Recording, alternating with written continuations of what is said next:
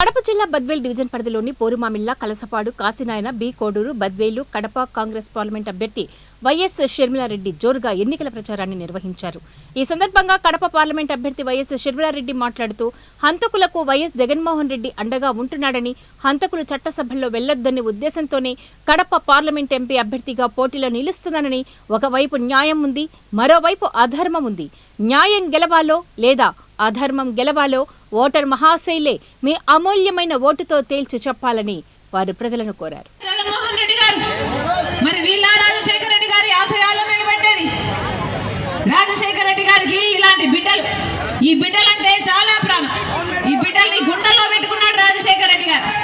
అలాంటిది జగన్మోహన్ రెడ్డి గారు కాళ్ళ కింద పడేసి వాళ్ళ భవిష్యత్తును తొక్కేస్తుంటే ఈరోజు చూస్తూ చూస్తూ ఎంతమంది బిడ్డలు ఆత్మహత్యలు చేసుకుంటున్నారు.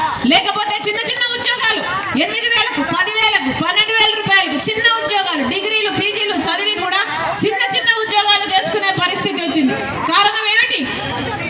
ఎందుకంటే 10 సంవత్సరాలు అయింది మన రాష్ట్రం ఏర్పడి, కనీసం పట్టుమని 10 కొత్త పరిశ్రమలు కూడా రాలేదు మన రాష్ట్రానికి.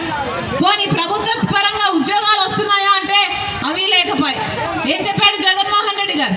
ఇలాగే మైకు పట్టుకొని 5 సంవత్సరాల కింద చెప్పిన మాట 2,30,000